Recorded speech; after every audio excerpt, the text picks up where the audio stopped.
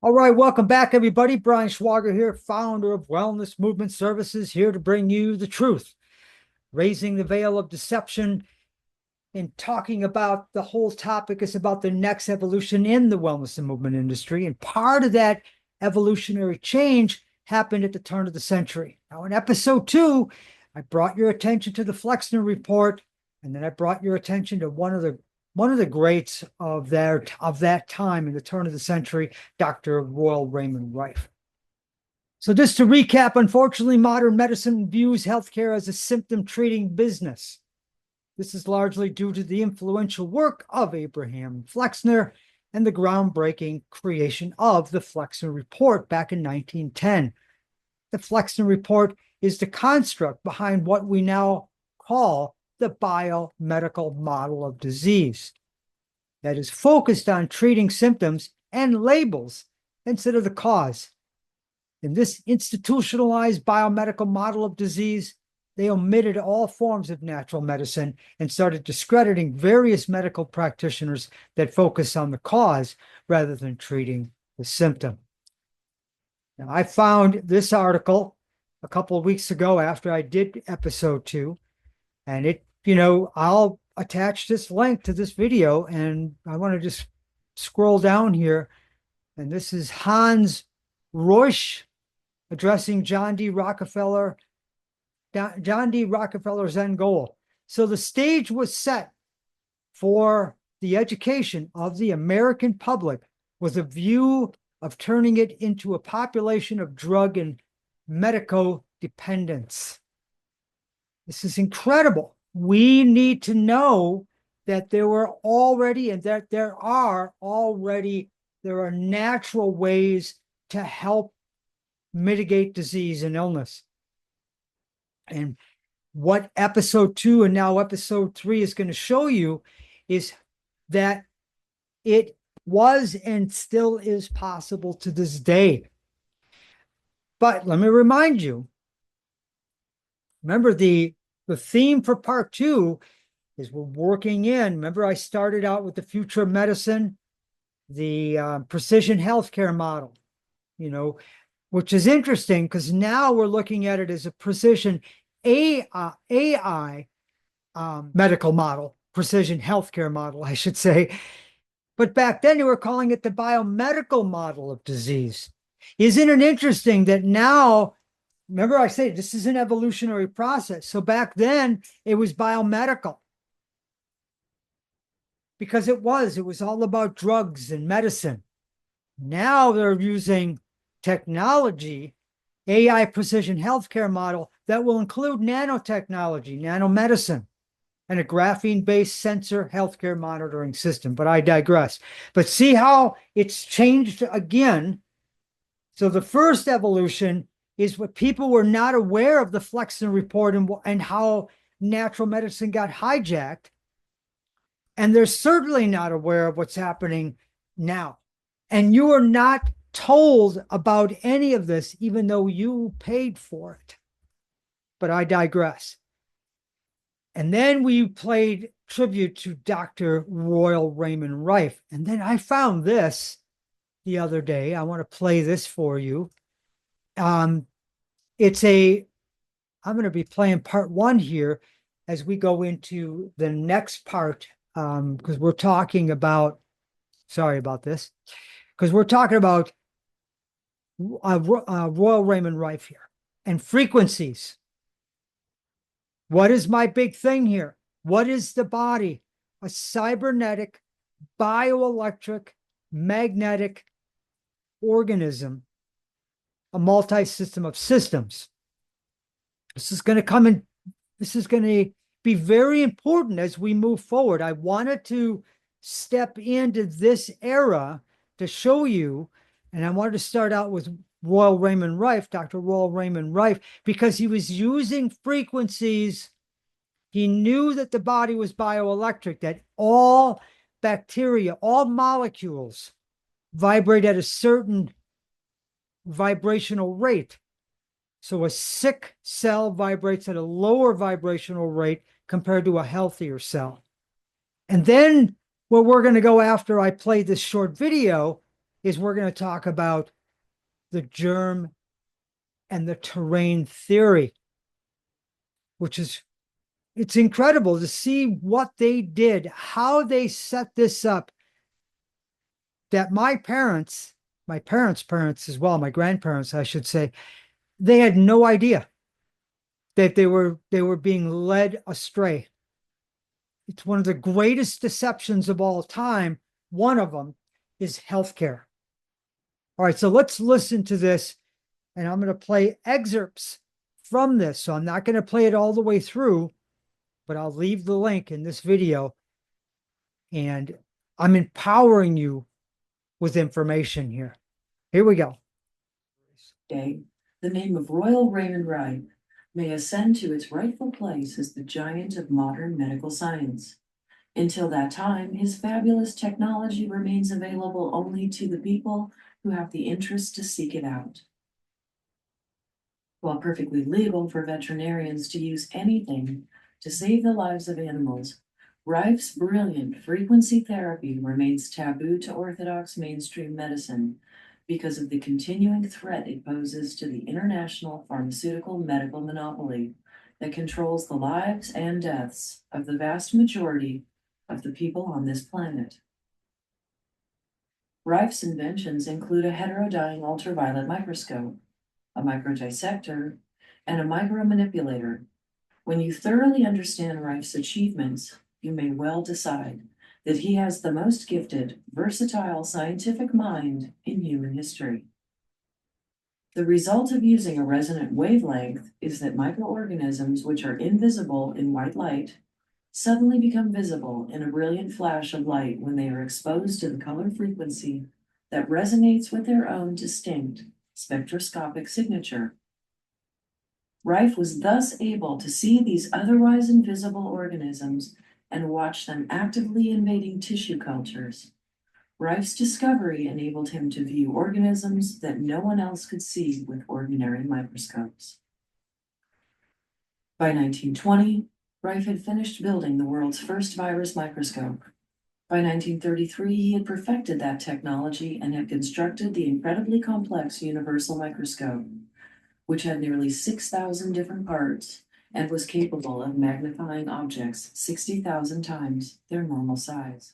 On the right hand side of this image, opposite of the picture of Dr. Royal Raymond Rife, you can see the complex universal microscope that he created. With this incredible microscope, Rife became the first human being to actually see a live virus. And until quite recently, the universal microscope was the only one which was able to view live viruses. Modern electron microscopes instantly kill everything beneath them, viewing only the mummified remains and debris. What the Rife microscope can see is the bustling activity of living viruses as they change form to accommodate changes in their environment, replicate rapidly in response to carcinogens, and transform normal cells into tumor cells. But how was Rife able to accomplish this in an age when electronics and medicine were still evolving? Here are a few technical details to placate the skeptics. Rife painstakingly identified the individual spectroscopic signature of each microbe using a slit spectroscope attachment. Then he slowly rotated block quartz prisms to focus light on a single wavelength upon the microorganism he was examining. This wavelength was selected because it resonated with the spectroscopic signature frequency of the microbe based on the now established fact that every molecule oscillates at its own distinct frequency. So note here, no two species of molecule have the same electromagnetic oscillations or energetic signature. See, the body is highly bioelectric and magnetic resonance frequencies. The reason I stopped here is I want to start to draw this parallel into how the body is a cybernetic bioelectric magnetic organism and a multi-dimensional system of systems. He eliminated the microbe usually a virus or bacteria, with two different wavelengths of the same ultraviolet light frequency, which resonated with the spectral signature of the microbe. These two wavelengths produced interference where they merged. This interference was, in effect, a third, longer wave, which fell into the visible portion of the electromagnetic spectrum.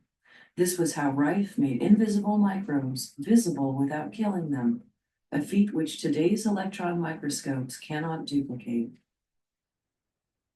By this time, Rife was so far ahead of his colleagues of the 1930s that they could not comprehend what he was doing without actually traveling to San Diego to Rife's laboratory to look through his virus microscope for themselves, and many did exactly that. In reality, Royal Rife had identified the human cancer virus first, in 1920.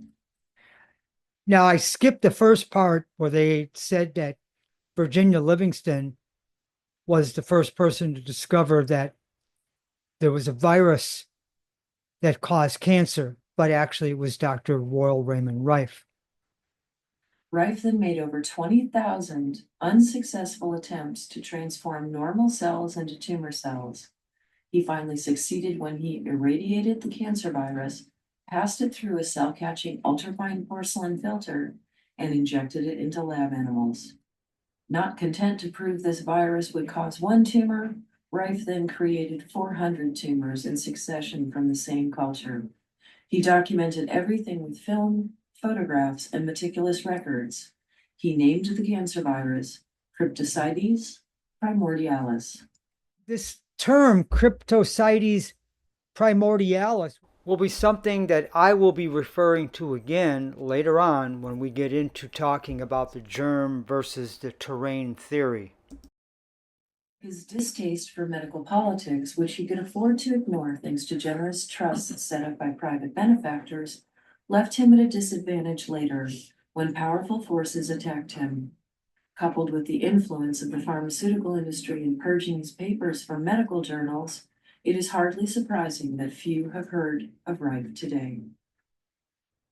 Nevertheless, many scientists and doctors have since confirmed Rife's discovery of the cancer virus and its pleomorphic nature, using dark field techniques, the Nason's microscope, and laboratory experiments.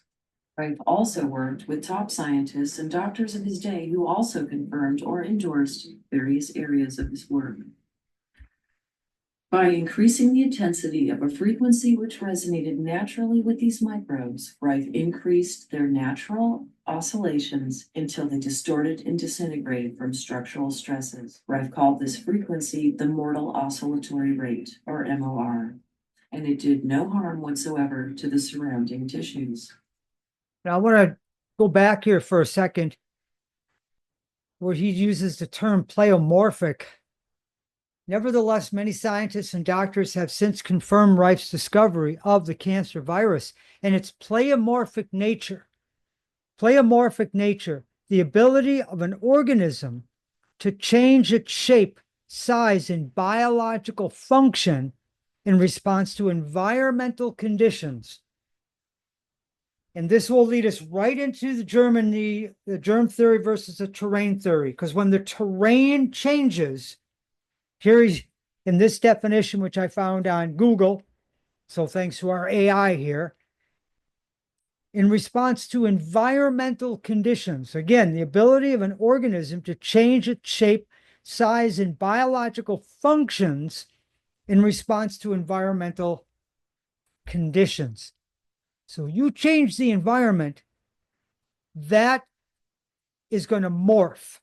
And that's what Dr. Antoine Béchamp and Dr. Claude Bernard were arguing with Louis Pasteur and the medical establishment of that time in Europe. They were pleading with them that you're going about it the wrong way. If we change the environmental conditions, they will not morph into something that's bad. In this case, it was the germ that they were arguing about. What he's talking about here is the cancer virus. Today's Rife instruments use harmonics of the frequencies shown on the display screen. The wavelength of the actual frequency shown is too long to do the job. This principle can be illustrated by using an intense musical note to shatter a wine glass. The molecules of the glass are already oscillating at some harmonic of that musical note. They are in resonance with it. So if you raise the frequency, the harmonics to that which matches the glass, and you intensify that sound, the glass will shatter. So if you raise the frequency and you use it on these bacteria, which I think I have videotape of, you will cancel them out. They'll explode. They'll die instantly. Because everything else has a different resonance frequency, nothing but the glass is destroyed. There are literally hundreds of trillions of different resonant frequencies, and every species and molecule has its very own. Remember, and what I'll be getting into is that your body, again, cybernetic, bioelectric, magnetic organism, is a polarity unit like a battery. And that when the polarities are off, when you're in dis-ease, the body will resonate towards that illness. Bones will deteriorate, arteries will harden, hearts will have jumps in them, tachycardia, diabetes, blood sugar imbalances. It's all a matter of the body. It's really all a matter of the frequencies. Now, food has frequencies.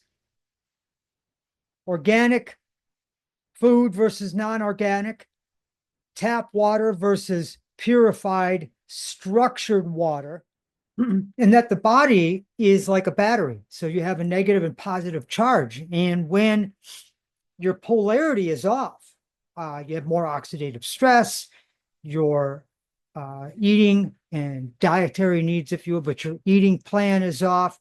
You have more of an acid base eating plan as opposed to an alkaline acid base. You're drinking maybe too much alcohol. Your water doesn't have the right, what they call oxidative redox potential. In other words, the water is not wet enough, if you will. When the redox potential of water goes down, the hydration goes up. So like, when you have boiling water and you put your potatoes in there, they get soft. But if you didn't have the water boiling, you stuck your potatoes in there, they're not going to get soft, because as the water comes to a boil, the surface tension lowers, which permeates the skin of the potato. It's because we're talking about frequencies and pleomorphism and oscillation and harmonics. It's all done with energy. So just like going back to the water as an example, when I drink water, my water has a low oxidative redox potential, so it will permeate my cells. And then with that increased water, which there's a lot of good things in the water, we want to have our colloidal minerals, we want to have our trace minerals. Now, both of which, trace minerals, colloidal minerals, these electrolytes, hence the term electrolytes, maintain water balance, maintain stable electrochemical neutrality within the body, regulate pH, etc. But note the second bullet point here: water conducts electricity and is a transducer of energy from cell to cell. So what I'm drawing here is a parallel is the body is bioelectric. It took Rife many years, working 48 hours at a time, until he discovered the frequencies which specifically destroyed herpes, polio, spinal meningitis, tetanus, influenza, and an immense number of other dangerous disease organisms. So let me play this.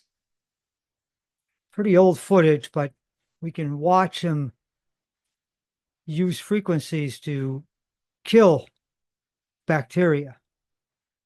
The bacteria go disintegrating. We'll see.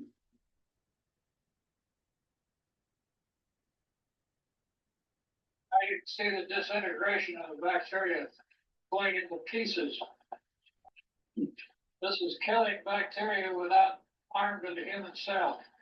The importance of this picture is to find the quickness the effectiveness for the right frequency instrument, it's only split seconds. The organism is paralyzed and starts disintegrating. By 1934, the University of Southern California appointed a special medical research committee to bring terminal cancer patients from Pasadena County Hospital to Rife's San Diego laboratory and clinic for treatment. The team included doctors and pathologists assigned to examine the patients, if still alive, in 90 days. After the 90 days of treatment, the committee concluded that 86.5% of the patients had been completely cured. The treatment was then adjusted, and the remaining 13.5% of the patients also responded within the next 4 weeks. The total recovery rate using Rife's technology was 100%. All right, so I'm going to stop it here. And like I said, I have the link for you. I just wanted to add this incredible information and also that video footage of showing frequencies at killing that bacteria to close out this conversation about Dr. Royal Raymond Rife. So now let's move into the terrain theory versus the germ theory and the whole argument at the turn of the century between Dr. Louis Pasteur, who was not pictured above, and Dr. Antoine Béchamp and Dr. Claude Bernard. Thanks to the book, The Lost Chapter in the History of Biology by Ethel D. Hume, and some other work that I read in the early 90s, I should say, I was gifted to and awakened to this argument, and it opened my eyes as to how disease gets formulated. Now, going back to what Rife was talking about, the pleomorphism, and that the change in condition, the environmental condition, what these two gentlemen, Dr. Antoine Béchamp and Dr. Claude Bernard, were arguing with Louis Pasteur is saying that we should not be attacking the germ to eradicate disease. At the turn of the century, there was the Black Plague and etc. But instead, shouldn't we change the environment of where the germ is residing? In other words, the host is the problem. Now, I became so enamored by this information back in the day, 93, 94, 95, and I could go on, that I started to speak on it. And I created seminars at the time,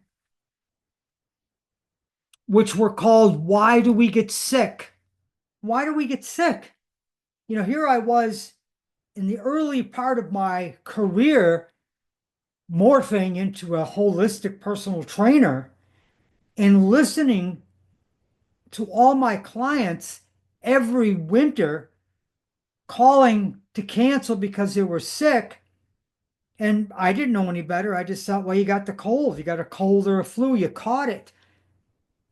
And then when I read this information, I learned that you create it.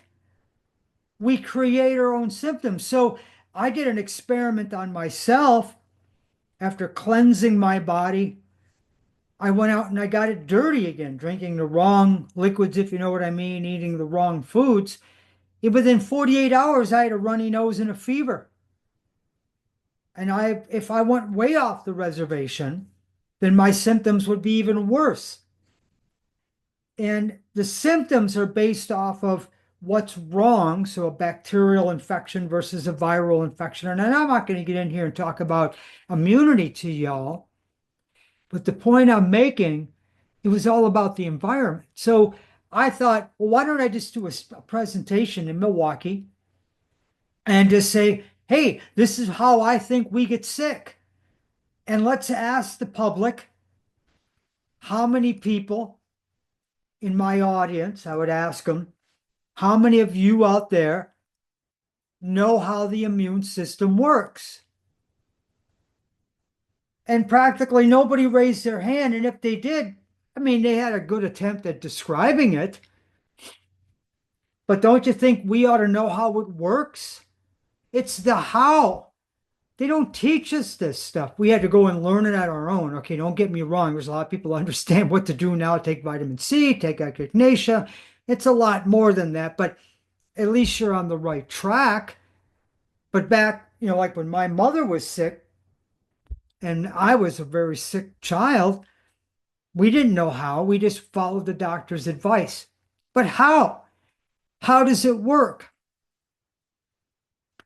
Did you know your immune system is your number one defense against illness or disease? Did you know that your immune system helps your body to recover from injury? A lack of sleep and increased emotional stress reduces immune function. Certain foods reduce immune function. Even like a tablespoon of sugar can shut down your immune system for like up to I think it's up to 6 hours. So then I get to the facts. Louis Pasteur's controversial germ theory. Well, it's the germ, Brian. That's why I got sick. I went to this party and Uncle Joe was sick and I caught the germ. Well, you may have caught the germ, but the germ is only going to hang out in your environment if your environment is a good host. How come when I was at the same party, I didn't get sick? So this later on, I started to teach them about Dr. Antoine Béchamp, Dr. Claude Bernard, and this went on all the way through the 90s. Now, this presentation here that I created was right after the pandemic started, because here we are again. Oh, we got this coronavirus, and then we got the bird flu, and then we got the swine flu, and then we got some other Asian bug that came over here from China or somewhere else and infected our nostrils and our body. It's getting a little ridiculous. And people were dying because they were looking at the wrong thing. Even back in the day, when my mother was a child, people were dying because they weren't being taught the truth about why we get sick. But those natural doctors that don't want to talk about them, who were doing these, they would use these castor oil packs. They would use broths and herbs and homeopathic remedies back in the day. And that's how they treated it. They changed the environment. They gave the body the rest. But what we're talking about here is we need to change the terrain and not attack the germ. The germ will only grow in an environment that will provide a good host. So let's look at some information regarding that. So here is the cause of all diseases, part one. Now, part two, we just listened to a little bit about talking about Dr. Royal Raymond Rife. But here's part one where they talk about Louis Pasteur, the plagiarist. Words or ideas as if they were his own. An impostor is someone who attempts to deceive. Louis Pasteur was a French microbiologist and chemist, born on December 27, 1822, in Dole, in the region of Jura, France. His discovery that most infectious diseases are caused by germs, known as the germ theory of disease, became the foundation for the science of microbiology and a cornerstone of modern medicine. Pasteur also developed pasteurization, which was named after him. It is a process by which harmful microbes in perishable food products are destroyed using heat without destroying the food. However, this is not true. Pasteurization does not kill all supposedly harmful microbes, and it definitely does damage food by destroying natural enzymes and nutrients. Louis Pasteur was not an honest and credible individual. If you look back into the history of the medical profession and the various ideas regarding the cause of disease that were held by leading physicians before Pasteur first promulgated his notorious germ theory, you will find convincing evidence that Pasteur discovered nothing and that he deliberately appropriated, falsified, and perverted another man's work. His true character and methods were brought to light by Miss Ethel Douglas Hume in her book Pasteur ou Béchamp, written in 1923, the title of which has since been changed to Pasteur Exposed. Another book by R.B. Pearson, Pasteur, Plagiarist, Impostor, was originally published in the 1940s, with a new edition entitled The Dream and Lie of Louis Pasteur. Interestingly enough, Pasteur instructed his family never to release his lab notes. After his grandson died in 1975, they were finally released. Gerald Geisen, a science historian, was among the first people to thoroughly review those notes. In 1995, which was ironically proclaimed the year of Pasteur, Geisen's article was published in the New York Times proclaiming that Pasteur had lied about his research on vaccines and germs, and that most of his ideas had been plagiarized from his contemporaries. His article, Pasteur's Deception, claimed that Pasteur was, in the end, a fraud. It was Antoine Beauchamp, a contemporary of Pasteur, who discovered the true nature of germs, bacteria, viruses, etc., and that they were pleomorphic, capable of changing from one type of organism to another. Later on, another colleague of Pasteur's colleagues, Claude Bernard, described the milieu, or environment that affected those changes. On his deathbed, Pasteur recanted, saying that Claude Bernard was right. The terrain is everything. The germ is nothing. All right. And not to belabor that point, so let's listen to a little bit more about the whole pleomorphic theory, because I think that will tie right into what Rife was saying. So this was before Rife, and then Rife was using the same kind of terminology.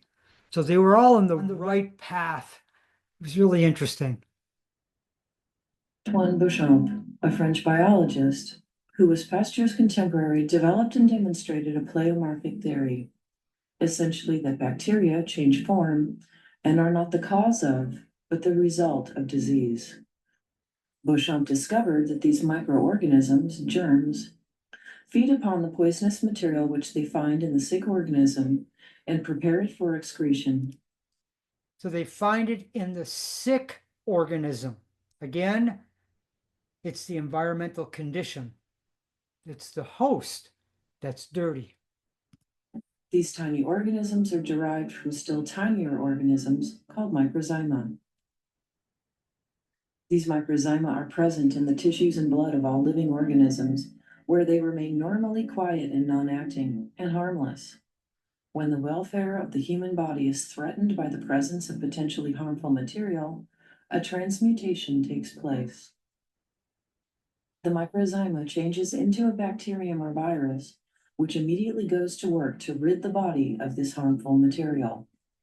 When the bacteria or viruses have completed their task of consuming the harmful material, they automatically revert to the microzyma stage. Beauchamp himself wrote, "I draw the conclusion that normal air never contains morbid microzymas, or what used to be called germs of diseases and are now called microbes, maintaining in accord with the old medical aphorism that diseases are born of us and in us, that no one has ever been able to communicate a characteristic disease of the nosological class, such as anthrax, smallpox, typhoid fever, cholera, plague, tuberculosis, hydrophobia, syphilis, etc., by taking the germ in the air, but they are isolated from a patient at some particular moment. Capable of changing from one type of organism to another. This is in contradistinction to monomorphism, which means one body or form. Modern medicine, bacteriology, is founded on the idea of monomorphism, where once a germ is a particular germ, it always stays that way. According to this way of thinking, a streptococcal germ is always a streptococcus. It only has one form. It doesn't change into anything else. So here we have, like if we use the example, so you have the beginning of the holiday season. I used to use this all the time when I did presentations on why we get sick. So everybody gets worked up because Thanksgiving is just around the corner. So there's, we have Christmas to follow. So already the pressure's on, the stress is up, work is harder. People got to make more money because they want to buy all these presents. There's parties, we got Thanksgiving coming up. People eat in excess. they drink in excess, we fill ourselves with all these poisons, and 2 to 3 weeks after Thanksgiving, we already start seeing the decline of the employees starting to call in sick. And this was accurately displayed. And some employment agencies actually had statistics to show that there were more employees that called in sick 2 to 4 to 7 days after Thanksgiving because of some sort of a flu or sickness. So then they take their drugs, they suppress their crap, they want to get them back up, get them back to work, and then they got to get all revved up because Christmas is coming. So now they suppressed, their environment is still dirty. They're suppressing it using the drugs because they want to feel better through, it's like a false sense of security. And then they start up again. Now the stress is already lowering their immune system. Because would you agree that between Thanksgiving and Christmas, it's a pretty stressful time. It's the end of the year for businesses. So there's a lot of cranking going on for business to see how their last quarter of the year is going to do. And then people are getting ready. They're getting excited because Christmas, they're going to be visiting relatives, traveling, buying gifts. And, God knows that's stressful when you have kids. And the parties, one after another, and then sickness, more sickness, more sickness. Don't worry, I'll take a leave, I'll take this, I'll take that, because I got to keep going. And they barely make it through Christmas. And then what's the next holiday? New Year's. Now that's the adult holiday. I call Christmas the kids' holiday, right? So now they get babysitters for the kids and they say, damn it, I deserve this. I took off the entire week of Christmas. I worked, I got my extra bonus, and I'm going out and I'm having a good time for New Year's. And then they blow it. They go out and they have a great time. They've already topped out since Thanksgiving. The environment's even dirtier, but they take the drugs to suppress it, and boom, in the newspaper, 2, 3, 4 weeks into January, sick. It got so bad where I lived that there were school closing because there were so many teachers and substitute teachers that were sick, and so many kids. They were afraid everybody was going to catch the sickness. So they just closed the school. And this happened across the country. And they actually tracked the flu. There was a company called Hoffman LaRoche. It was a drug company. And they called it the Hoffman LaRoche Flu Tracking Center. We're going to keep you up to date, ladies and gentlemen, so you can go out to that drugstore and you can get more of those drugs and you can make appointments. You're going to have to get your vaccines. But don't tell them about pleomorphism. Don't tell them that their environment is, they're creating their own illness. And I lived through that because I didn't know any better as a teenager and when I was in my early 20s. I didn't get this information until I was in my 30s. So I was doing that to myself, and I had a lot of problems. I was sick as a child, sick as a teenager, allergies, and I just was never really that well. And then I had some really bad problems in my 20s. And I did it all to myself. We do it to ourselves. That's why when I created my 4 principles, I look at the 4 things that create the problems in the body, because even bad posture can create problems to your immune system and your nervous system. But what do people come to me for? Well, I want to get out of pain. Well, that's one reason. What else do people come to me for? I want to get into shape. I want to run faster. I want to lose fat. Especially now being January, everybody's got these fake resolutions. But the point is, they're not feeling well, so how are they going to move well? So if I don't look at their environment, I don't look at their mental, emotional environment, their sleep health, and their digestion, what they're eating, what they're drinking, how they're, and when they're eating, how are they going to move well? So environmentally, pleomorphism, right? So we have a scale. So when you're moving towards away from wellness, your terrain is getting dirtier, which means your physiological stress load is going up.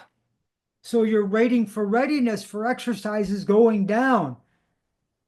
But people push on and then they get injured, and then they got chronic fatigue, and then they got adrenal stress, and then they got this and they got that. And I was there. I was part of that. Like I said, I didn't wake up until later in life and just put the pieces together. I'm like, wow, man, I was physiologically stressed and I was just masking it with whatever I could to keep going, whether it was when I was a competitive athlete or whether I was taking something to keep me going to work and going to school.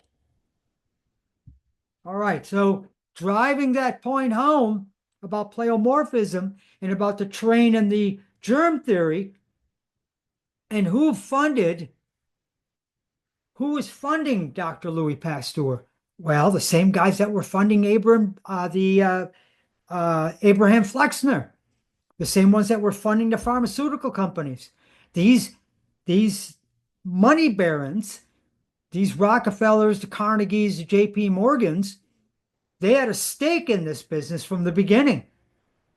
And if you could create something and create repeat business, boy, isn't that a moneymaker for a lifetime? And you know what we'll do is we won't tell you how it works, right? So if all I did was I did a little lousy assessment and I worked on people, but they never really got better, maybe for a short period of time, how does that sit with you? And you're paying me. That's how I feel a lot of times when I work. When I do what I do it authentically. That's why I'm doing these presentations. You have a right to know the truth. Enough is enough. I'm 63. I've been in this industry a long time. I don't tiptoe around the tulips. When I work with people, I'm upfront and honest and saying, listen, I need to look at your lifestyle. I need to look at your environment. If you want to feel well and if you want to move well, we're going to do it right the first time. Because what they didn't do is they didn't know this. And they went from doctor to doctor to therapist to trainer to trainer. And by the time they got to me, nobody really looked at their sleep. Nobody looked at their adrenal stress. Nobody looked at they had, leaky gut and they had all these digestive disorders. But I digress. Now, let's go from there and let's support that information. What's another presentation that I watched with Dr. Robert O. Young. Now, Dr. Robert O. Young, he wrote the book. Dr. Robert O. Young, he wrote the book Reclaim Your Terrain. Now, I read that about 1997, and in there, he also was talking about Antoine Béchamp, Louis Pasteur, and Claude Bernard. But it was great to see that, again, this information was showing up because I wanted to be something different in the personal training industry. I wanted to do something nobody was doing, and that's exactly what I did in 1994 when I opened up the mind-body connection. I was connecting the dots, and I was helping my clients differently than my colleagues and the other personal trainers in Milwaukee. But I digress. So let's listen to this interview a little bit. And I think you'll be pleasantly surprised at what you're going to learn. And you're going to hear it again about the pleomorphism. This is up to date, though. I think this was in 2023 or 2024.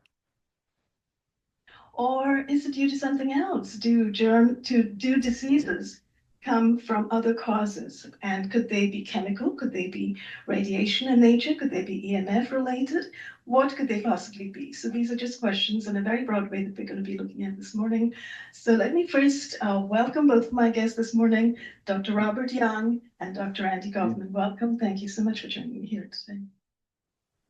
Years where I just learned as much as I could. Did that for psychiatric problems.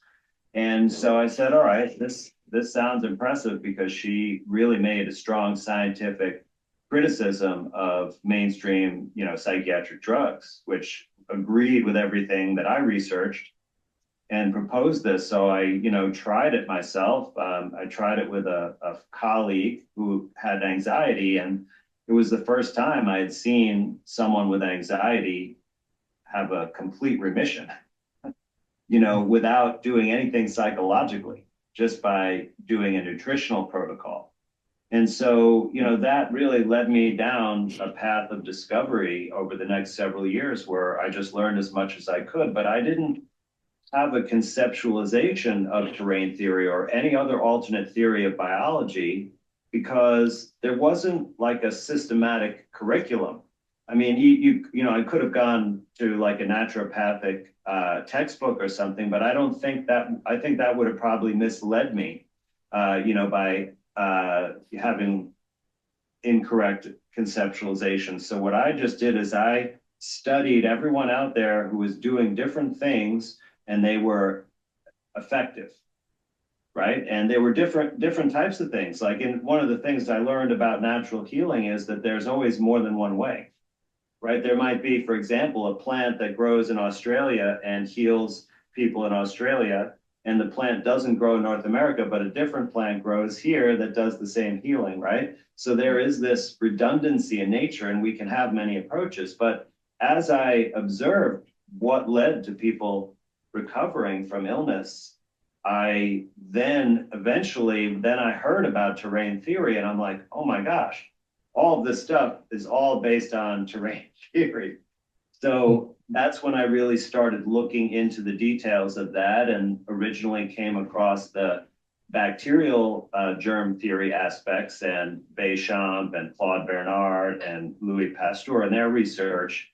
And then that provided me the perfect background to dive deep into the virus issue because it was only a couple of months before the pandemic was launched that I had sort of culminated at this stage of germ theory. So it was a natural progression and perspective to come from. That's absolutely fascinating. And it sounds like your entire pathway was through nutrition and through your own practice and seeing what really worked and then sort of researching, learning more, and then learning more about and finding Antoine Béchamp and terrain theory, etc. How extraordinary. Now, I know Dr. Young has a very different kind of pathway, right? Did you want to talk about your pathway to terrain? Dr. Yeah, Young? I have to say that the mark of intelligence is by its definition, inter meaning between and gens meaning lines, being able to read between the lines. And there's very few people in the world that have intelligence that can actually look behind the curtain or look contextually or environmentally, which is the terrain theory, by the way. Intelligence is a terrain theory. You have to look contextually. You have to be able to look between the lines. You have to, as an artist, they describe it as negative space. So when you're drawing trees, are you drawing the tree or are you drawing the space? Some people say, well, I can't draw a human body. I said, well, look at the negative spaces. It's made up of squares and triangles. And as if you view the shapes contextually, you can draw anything. You know, and so Andy is the epitome of intelligence. And anyone that goes down this road to be able to contextually look at something, not just focus in, you becomes very, very, I don't know what the word, myopic, when you focus on the germ theory. Yeah. Yeah, when you're focusing on, see, because that's a specific theory, which was based upon each germ is like a cat or a dog and has specific functions, you know, it does specific things, no subject to change. You know, a germ is a germ, whatever you may call it, and it's always going to be that germ. And so when you're talking about a contextual or an intelligent perspective on the germ theory, you have to abandon it because what you realize is the germs are not specific, that they're actually biological transformations of what used to be organized from something else, which is plant, animal, or human matter. And when you're looking at coccidiomycosis, the symptom caused by a fungus that becomes airborne, you say, where did that come from? As if it's something specific. Is it a creation unto itself? And yet it's an evolution or a biological transformation of dead plant and animal matter. It has been rotting and fermenting in the desert that when the winds come up, goes airborne, and people believe it, and then they attach a name to it and a treatment. So when I wrote the book, The pH Miracle, I tried to explain this simply to my readers because, you know, I compared it to the ocean and the fish that live in the ocean. And it begins with, you know, a question. And the question, and you can test your children out on this, ask them this. You know, if you have a fish bowl or if there's a fish in the ocean and it's sick, what would you do? Would you treat the fish or would you change the water? And children always get the right answer. But if you're caught up in the germ theory, you know, you really, well, you know, I'm not sure, you know, you get confused. I mean, okay, the fish is sick, you know, has a bacterial infection or, you know, what does it have? And a child would just intuitively say, well, you change the water because the fish is only as healthy as the water it swims in. And that's true with the human cell. The cell is not living. The genetics is not living. What is living is what makes up that genetic material and that cell, and in the environment which makes it thrive, which is called the context or the terrain or the milieu. If you have an opportunity to study, you know, and this was great, and I you know, I love Germany and love to travel. So yes, I had that opportunity to study the science of Dr. Gunther Enderlin through his protege, Dr. Marie Blocker. And that's where I learned dark field. That's where I learned phase contrast. That's where I learned the terrain theory. And I learned about things called proteins, you know, and he talks about the somatid and not, well, that's Gaston Dessalines, but these are just different names for the same thing that I eventually learned had been discovered in the 19th century by a scientist by the name of Antoine Béchamp. But before all that happened, you know, in my microscopy work, you know, I was in Texas. I was viewing the blood of a type 1 diabetic, 21-year-old diabetic, type 1, taking about 120 to 140 units of insulin a day. And I looked at her environment, and that's why I look at the blood, because that is the milieu. And when you look at it, you're not just looking at the structures, but you're looking at what happens to the structures and also the environment that they're living in. And it looked like a war zone. All I had to do is ask one question, you know, what are you eating? What are you drinking? You know, and it's why I have, you know, umpteen number of coffees every day, and I eat over there at that fast food business. I said, and I take insulin to deal with it. And I said, well, I said, and I recorded her blood. And then what I saw was life-changing. And this was 1994. I literally saw a red blood cell morph into an anthrax bacteria. Now, I call it anthrax. It's just a rod form, okay? It looked like one anatomically, but there it was. It was a bacillus. Yeah, it was a rod bacteria.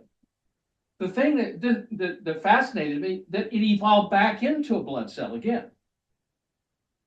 So it could change its form based on some level of intelligence that I understood from Enderlin, which was the smallest anatomical element that made up all organized matter, including the genetics, which is called the protein. I later find out, you know, Antoine Béchamp named it at the turn of the century, into the 20th century, named it the microzyma.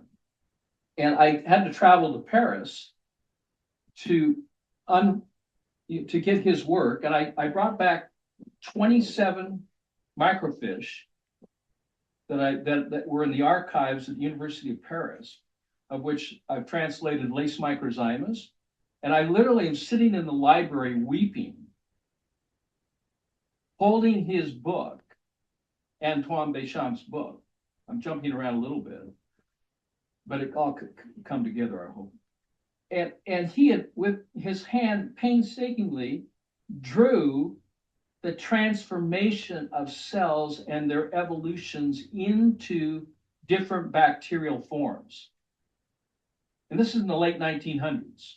Do you Excuse think me, he actually the saw late, it? not the late 1900s, the late 1800s. The late 1800s.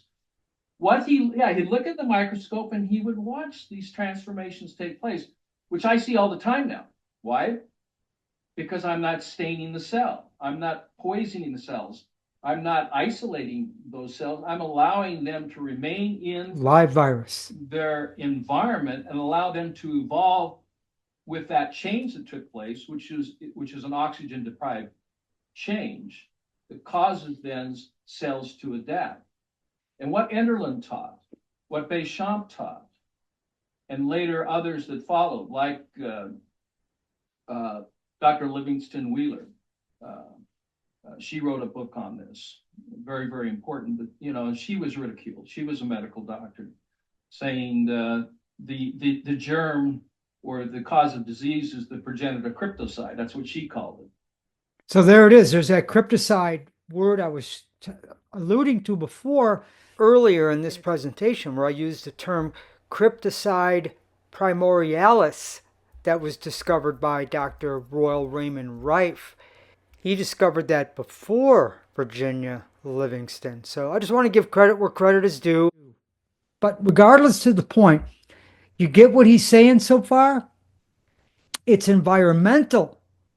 And that was the morphinogenic part of how we create our illnesses. They're all talking about the same thing. I mean, the seed, yes, is dormant. The anatomical elements, like the microzyma, Antoine Béchamp's microzyma, or Enderlin's protein, these are the organizers and disorganizers of life. And they can take on different forms, different functions. They can become plant cells, they can become human cells, they can become animal cells. And the only thing that makes us uniquely different, from a polluted environment, especially in the interstitium. So if people could realize, the interstitium is your lymphatic fluid, ladies and gentlemen. So your lymphatic fluid is separate from your bloodstream, and it is your sewage detoxification system. the hope of this is that if you have a understanding of terrain theory, that you don't have to fear the germ. And like Bernard said, the germ is nothing, the terrain is everything. And I've got the article after article after article that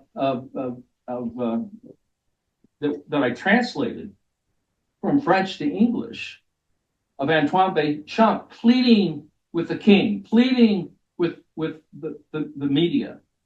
Here we go again, the media, pleading with them to publish this. The Pasteur was wrong. That his germ theory was not proven.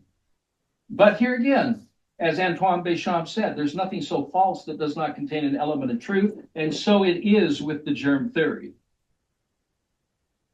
And people today even ask me, well, Dr. Young, I was at a party and, people were coughing and many of us got sick. How do you explain that? There is an answer to it. Context of that environment, what you were eating, what you were drinking, what you were breathing. Here again, those are the true culprits of all this. And it affects on an emotional, physical, a mental, a spiritual level, what happens to you. All right. So I want to just say once again, this is one of the many reasons that I created the 4 principles. There are many reasons why you have an injury. There are many reasons why you have the inflammation, that you have the illness. And that's why the little image is in the middle. It's an integrated concept, and that you can't look at the body in its parts. It is a cybernetic, bioelectric, magnetic organism, an integrated multidimensional system of systems. The body systems are interconnected and dependent upon another to function. And if your environment gets polluted, your going to go into a disease state, which means that your body's out of balance. If your sleep gets dysregulated, so here's the rating score. Somebody has a high rating and they're not feeling well. We've basically changed the environment. Drink more water, got them off of, inflammatory foods, starting some breathing and some relaxation. It's some work to bring down and manage their mind, bring down their emotional stress, and look at their gut. And by bringing down their emotional stress and looking at their gut, we're able to help them with their sleep, because we know that your gut directly relates to your thinking. So if you have inflammation in your intestines, you got a lot going on upstairs. It's all connected. That these organs synchronize with the vertebral column in your spine, and that if your brain organ are off, in other words, if you have if your thinking is off, or if your organ is out of balance, which can create your thinking to be off, it can affect your tissues. It's environmental. Sleep. If you have a good, well-balanced circadian rhythm, you're building. You're in anabolic response. And remember, I used the analogy of the Christmas holidays. This is where people were at. They were catabolic. They were breaking down until the levee broke. Hormones get all dysregulated. You got thyroid challenges, you got growth hormone challenges, you got pituitary challenges because their adrenals are all wigged up because they're stressed out. Pancreas is all, not working to its optimal efficiency. You're not breaking down foods. Your gut is all broken up. And we wonder why we get ill. We wonder why I talk about environment. So to close out the germ and the terrain theory, that when you are in balance, going back to this, when your environment is balanced and you have adequate oxygen, adequate hydration, adequate rest, the right fuel, your body will sustain itself. It will fight off anything that comes in. But if you tip the scale and that gets dirty, Dr. Alexis Carrel said the cell is immortal. It is merely the fluid in which it floats which degenerates. The fluid in which it floats. Remember what they said about pleomorphism, the changing of the environmental condition. Remember what Dr. Robert O. Young was saying. It's the terrain that creates the morphogenic change and grows our whatever we're going to grow inside of our body. And I wanted to show you the picture. We have our lymph nodes, which are filters. And then we have our lymphatic system, which is a drainage system, a one-way sewage and waste removal system, which is all backed up. That's why you got the runny nose, the inflammation, the fever. So, you purify the mind, you purify the body, then you purify the mind. The best solution to pollution is dilution. And you don't just go out there and run off and go out and do fasts and things like that. I believe in all that, but you got to be careful. When you've never done things like that before. I remember the first time I did ozone treatments to purify my body. I did it under care. I was sick as a dog for 3 days, pushing out all them toxins, all the crap that I ate as a teenager. I was doing the ozone treatments in I think it was my early 30s or my late 20s, regardless. So don't just go run out there and do a cleanse unless you know what you're doing. Especially if you're going to go and cleanse the body. What's your major detoxification organ? Your liver. Well, imagine if your liver isn't in shape. Imagine if I said, well, we're going to go out and lift weights today, but you're not in shape to lift them. What are you going to get? You're going to get injured.